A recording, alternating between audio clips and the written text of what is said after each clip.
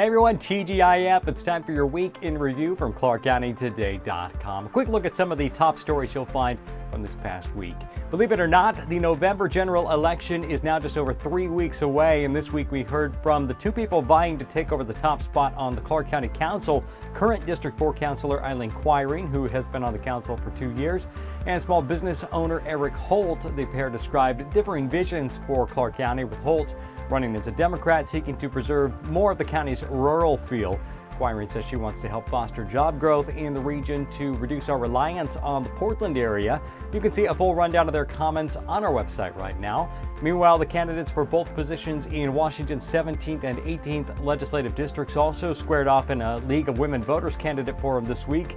They tackled issues like the fallout from the McCleary education funding bill, the future of the Interstate Bridge project, and how to balance the state budget. One of the more interesting races could be the 18th District Position 2, which is open after Republican Liz Pike decided to retire. Former school board director Kathy Gillespie won the primary but faces a strong challenge from businessman Larry Hoff, who's running as a Republican. Also this week, we took you to an open house for the City of Vancouver to show off their latest possibilities for their redevelopment of the Tower Mall retail site along Mill Plain in the Heights neighborhood. The project represents what could be a complete overhaul of one of the city's oldest neighborhoods, including thousands of new residents, business, retail space, and parks. We also heard from a couple people who live in the neighborhood who aren't happy with the plans. You can check them out for yourself at ClarkCountyToday.com. The City of Washougal has proposed a new vehicle license tab fee of $20. If enacted, this new fee would provide over $170,000 next year for funding transportation projects in the city. Many other cities in Washington state have similar tab fees, including Battleground and Vancouver. With mayor's budget due soon, a decision is likely in the next few weeks. Check out Jacob Graneman's full write-up online. Southwest Washington football lost an icon last weekend, and the community responded by sharing memories of Mark Rego. And assistant coach with the Union Titans, Rego was known throughout Clark County from his decades of coaching youth football as well as at the high school varsity level.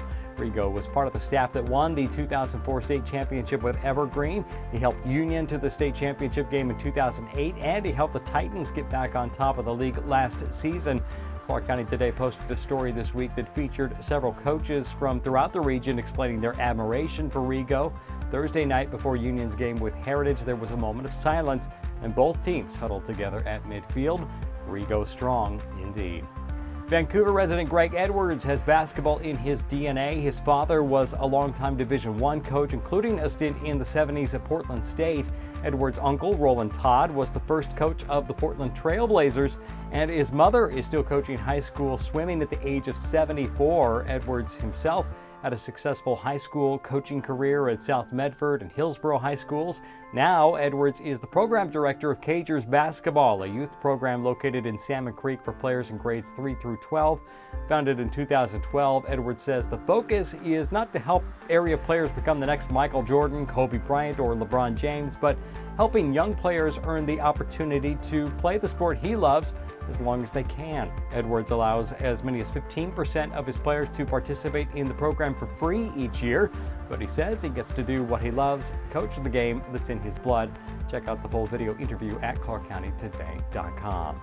And that's your peek back at this week's news. Be sure to stick around for lots more election coverage. If you have a story you think we should be paying attention to, hit us up via email, news@ClarkCountyToday.com. And be sure to follow us on Facebook, Twitter, and Instagram to be part of the conversation. For all of us at ClarkCountyToday.com, I'm Chris Brown. Thank you so much for watching. We'll see you next week.